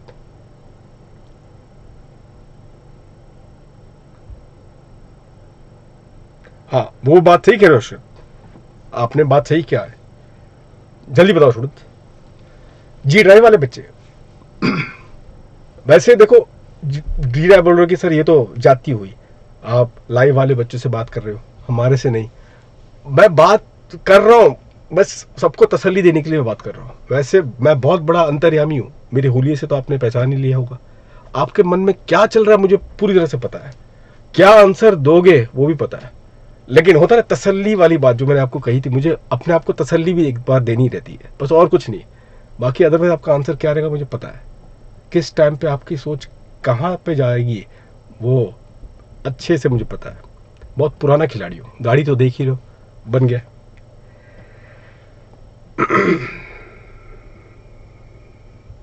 मनन, अश्मी, कार्तिक, तेजस, कार्तिक, तेजस, बिल्कुल सही कह रहे हो स्टूडेंट्स, बहुत सही जा रहे हो। बात देखो, इसको तसल्ली करना बहुत, और अंदर से जो खुशी महसूस होती है स्टूडेंट्स, वो एक अलग चीज होती है। पूर्वेश, देखिए स्टूडेंट्स क्या होता है, आप सभी लोगों को एक चीज बताता हूं।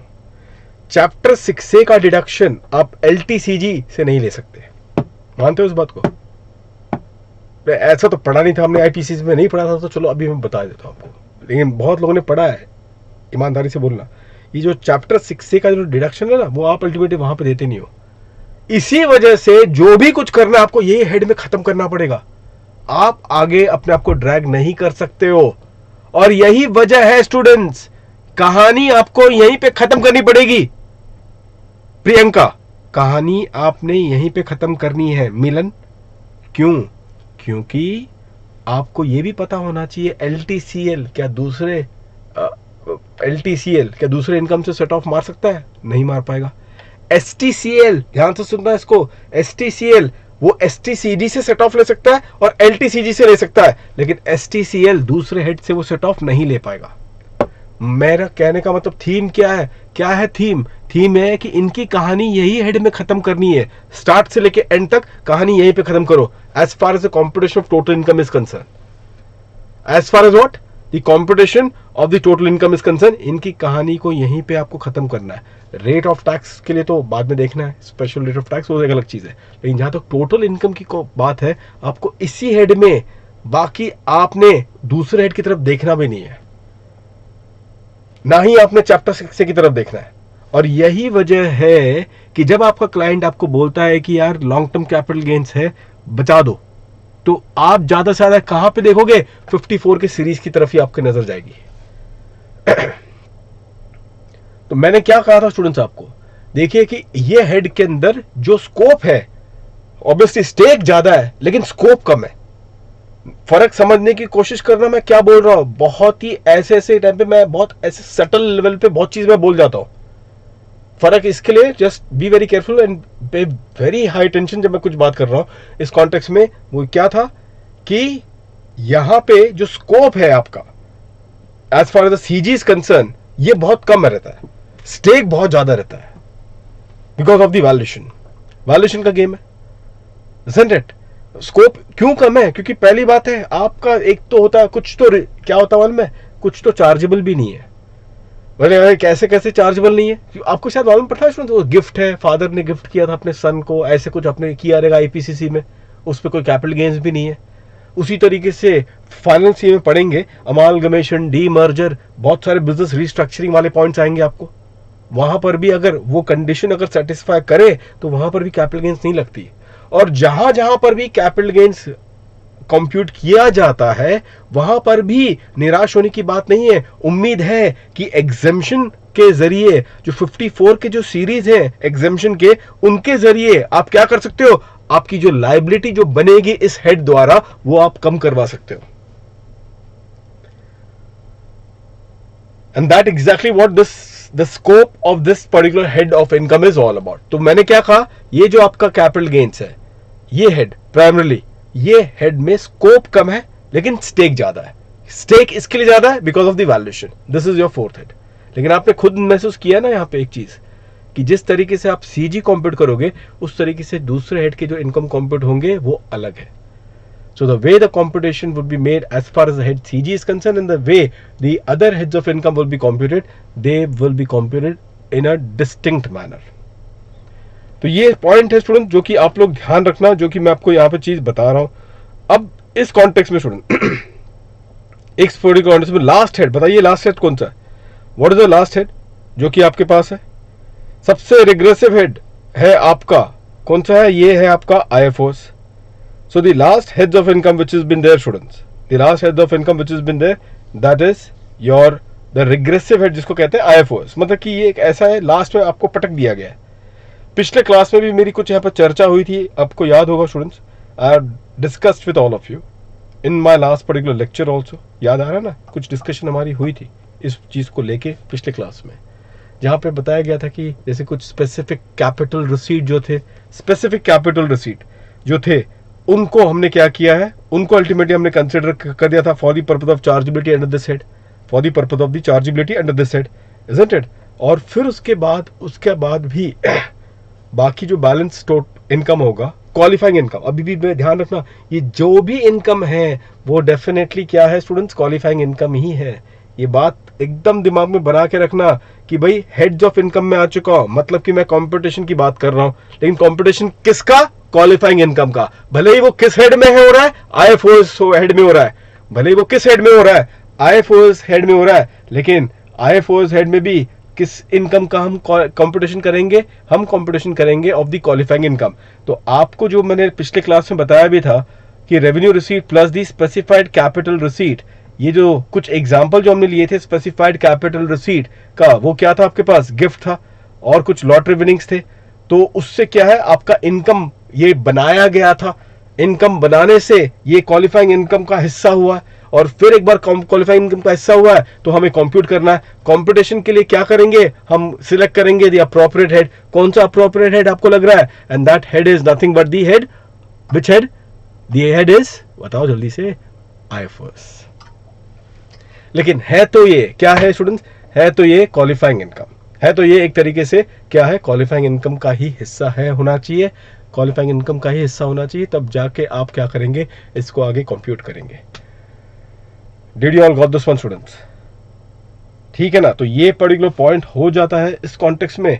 और अब रेडी हो आप सभी लोग, अब कंपटीशन यहां पे करेंगे स्टूडेंट्स. अब क्या होगा, ये अगली वाली जो डिस्कशन होगी स्टूडेंट्स, जो बहुत इंपॉर्टेंट प्रिंसिपल ऑफ क्लासिफिकेशन, ये हमारा अगला होगा. को यहां पर अभी जो हमारा है कंपटीशन में, नोट करें आप लोग, कंपटीशन का 2 स्टेप जो हमने अभी यहां पे रखा है, जल्दी से नोट करेंगे. 2 steps of competition. Step 1, step 2.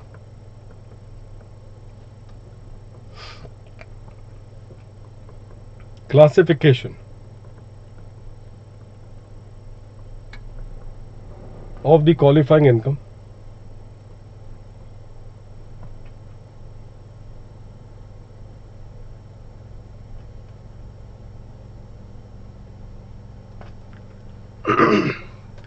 classification of the qualifying income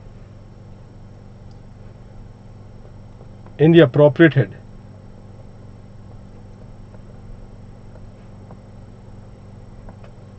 classification of the qualifying income in the appropriate head. ये सबसे पहला स्टेप आप करोगे, क्योंकि 5 उंगलियां बराबर नहीं है. हर पर्टिकुलर हेड का जो कंपटीशन का जो टेक्निक है, ये क्या है? अलग है दूसरे हेड से, अलग है दूसरे हेड से. और क्योंकि ये अलग है दूसरे हेड से, इस वजह से हमें क्लासिफिकेशन बहुत सही तरीके से करना है. गलत हेड में अगर पहुंच गए तो अंजाम और नतीजा आपके सामने. स्टूडेंट्स, आप आगे मुझे बोलने की जरूरत नहीं है कि क्या आप आगे आपकी टोटल इनकम बनेगी, और फिर क्या टैक्स लायबिलिटी आप कंप्यूट करोगे, और फिर क्या पे करोगे. फिर असेसमेंट में खामियाजा भुगतना पड़ेगा, क्योंकि डिपार्टमेंट के हिसाब से आपकी जो कंपटीशन है वो गलत है. और वो गलत क्यों हुई है? क्योंकि आपने क्लासिफिकेशन में क्या है, यहाँ पे गलती हुई कहां पर है, तो आपको गलती वाला पॉइंट पकड़ना होगा. वो गलती कहीं पे कोई भी स्टेज में हो सकता है. कौन से स्टेज है जहां गलती हो सकती है? एक ऐसा अमाउंट जो इनकम था नहीं, वो आपने उससे इनकम बनाया, या फिर एक ऐसा अमाउंट जो इनकम था, आपने उससे इनकम कंसिडर ही नहीं किया. ये पहली गलती. दूसरा, वो एक ऐसा इनकम तो था, लेकिन वो 5 के स्कोप में नहीं आता था, लेकिन आपने उसे 5 में कंसिडर किया, और वाइस वर्सा, जो 5 के स्कोप में आता था और आपने उसे कंसिडर नहीं किया। या फिर जो अभी वाली गलती क्या हो सकती है कि क्वालिफाइंग इनकम तो है, लेकिन आपने उसे गलत हेड में क्लासिफाई कर दिया, और वहां पे जहां पे गलत हेड में आपने क्लासिफाई किया, वहीं से ये कंपटीशन की गलतियां शुरू होंगी। आगे भी कंपटीशन में गलती करोगे, डिडक्शन बराबर लोगे नहीं। उस हेड के अंदर आप क्लासिफाई तो हो चुके हो, लेकिन जब डिडक्शन लेने की बात आई थी, उस हेड के अंदर आपने गलत डिडक्शन ले लिया। लाइक पर्सनल एक्सपेंडिचर जो था, आपने उसकी डिडक्शन ले ली। वो अलग क्या है, झगड़े की जड़ होती है। तो आपको एकदम बोलते ना कि एकदम दिमाग में ये रहना चाहिए कि कौन से स्टेज पे अल्टीमेटली ये गलती हुई है, जिसके वजह से total income and finally tax liability गलत तरीके से कंप्यूट डिटरमाइन किया गया है एंड पे किया गया है। तो झगड़े की वजह क्या है, वो नस पकड़ने को आना चाहिए स्टूडेंट्स। यही असली गेम होता है इनकम टैक्स में, and that exactly is the point.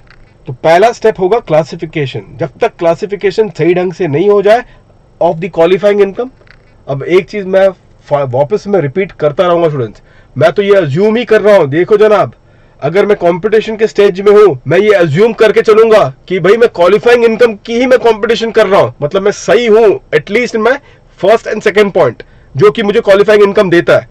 तो मैं ये तो अज्यूम करके चलूंगा कि क्वालिफाइंग इनकम तक तो मैं सही चल रहा हूं, अब उसके आगे कंपटीशन होगा।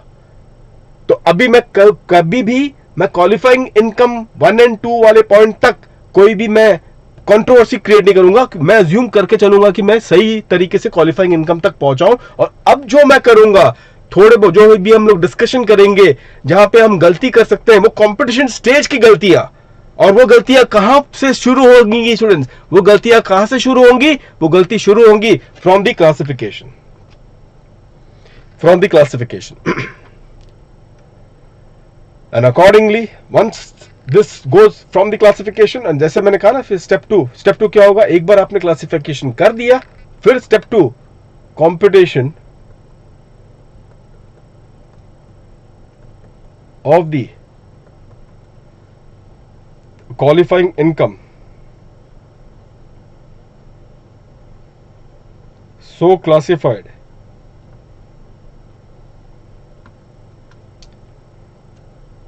as per the rules of the computation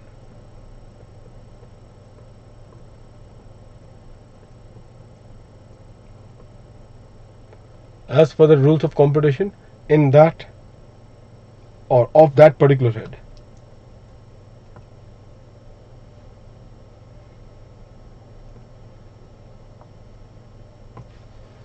Computation of the qualifying income so classified as per the rules of the computation of that particular head. ठीक है स्टूडेंट्स, पहले क्लासिफाई कर लें उस क्वालिफाइंग इनकम को, ठीक सही तरीके से करना है। कैसे करना है वो मैं पार्ट बी में आपको बताऊंगा, कैसे करना है सही तरीके से क्लासिफिकेशन, प्राइमरी उसके टेक्निक कैसे होंगे, क्योंकि जब तक क्लासिफिकेशन ही नहीं ठीक से कर पाओगे, तब तो आपको बता दिया है, फिर तो कंपटीशन ही आपकी गलत, वहां से तो गलती फिर क्लासिफिकेशन की मानी जाएगी। एक गलती जब टोटल इनकम कंपटीशन की गलतियां, फिर बताओ क्या होगा स्टूडेंट्स, कंपटीशन की गलतियां होंगी कि क्लासिफिकेशन स्टेज पे आपने गलती कर दी, ये है अल्टीमेटली पहली गलती। और दूसरी गलती बता दो, वो भी बता दो, दूसरी गलती क्या होगी कि क्लासिफिकेशन तो सही तरीके से हो चुका है, लेकिन जब कंपटीशन की बारी आई, तो जो टेक्निक था, रूल्स था जो कंपटीशन का, उसको आपने सही तरीके से अप्लाई नहीं किया, जिसकी वजह से गलती हुई है। तो ये है स्टूडेंट्स अल्टीमेटली जिसकी वजह से टोटल इनकम आपका गलत हुआ है, और फाइनली आपका टैक्स लायबिलिटी भी गलत हुआ है। Did you all got this one? ठीक है, तो अब मुझे बताओ क्या सीखेंगे आप लोग पार्ट बी में स्टूडेंट्स। पार्ट बी में आप लोग सीखेंगे कि क्लासिफिकेशन हम कैसे करें, what is the technique of classification, what is the principal of classification of the qualifying income, what is the principal of classification. तो क्या सीखना है, देयरफॉर यहां पे लिखेंगे, since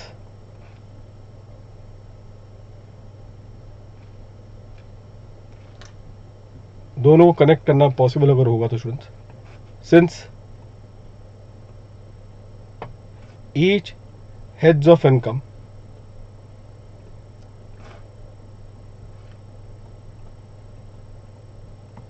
has a distinct mode of computation, therefore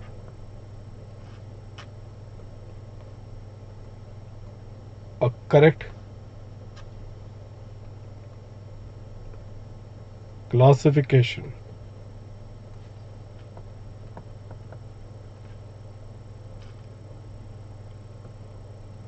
of the qualifying income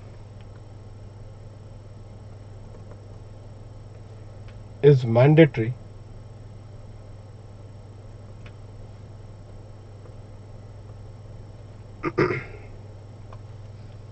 to determine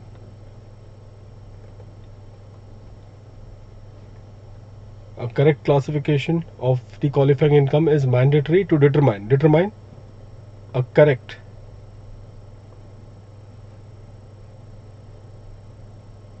to consequently determine student, ऐसा लिखना आप लोग। टू क्या लिखेंगे? consequently determine a correct total income। consequently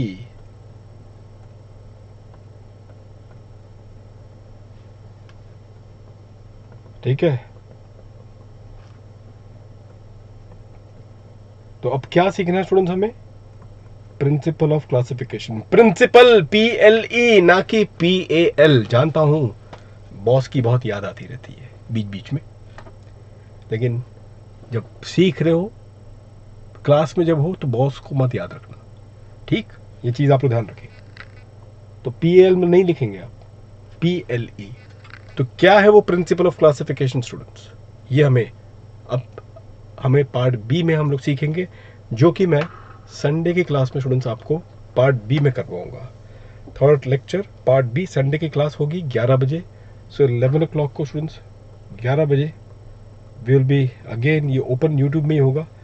text book student जहाँ तक है ये मंडे या ट्यूसडे प्रिंटर से मैं बात करके वो डिस्पैचेस वहाँ पे चालू हो जाएंगी। पहली किताब मंडे या ट्यूसडे को, तो वो हम लोग आपको इंटीमेट कर देंगे जो रजिस्टर्ड स्टूडेंट्स होंगे। तो we will be dispatching this thing.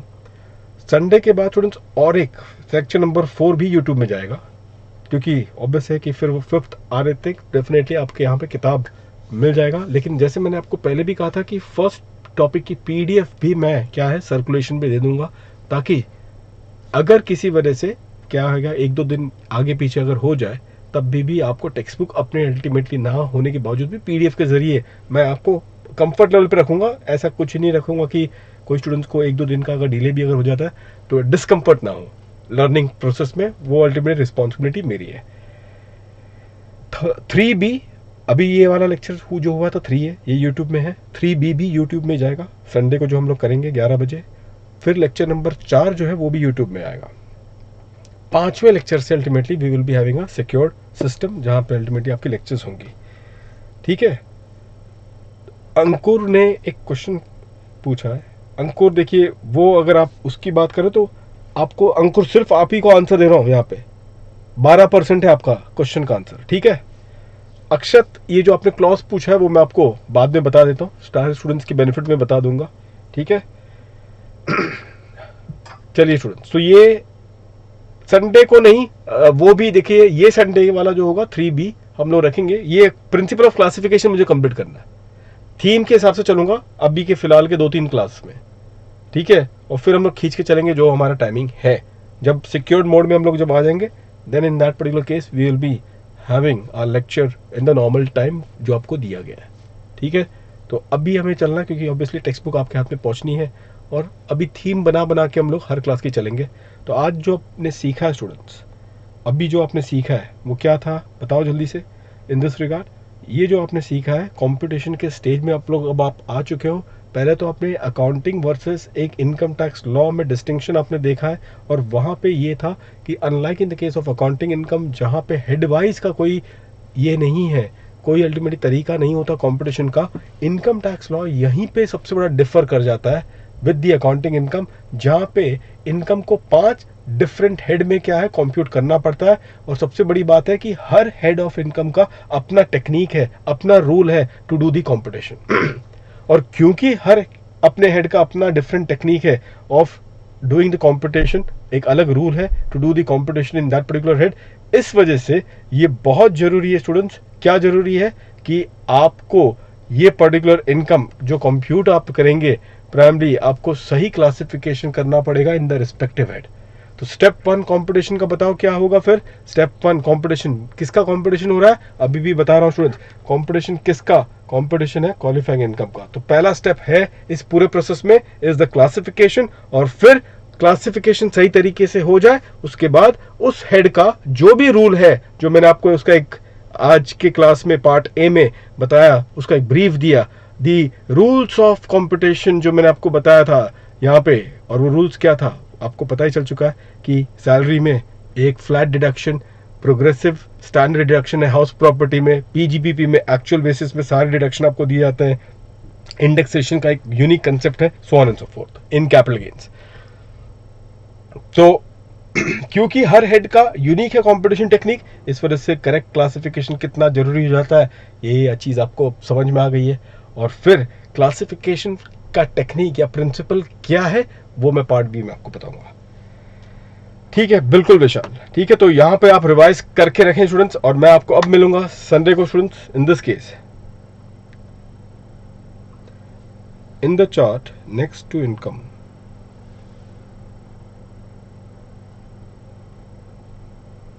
Special Rishi ने पूछा कि in the chart next to income special receipt lottery and gift लिखा है मैंने। Rishi gift, gift and lottery,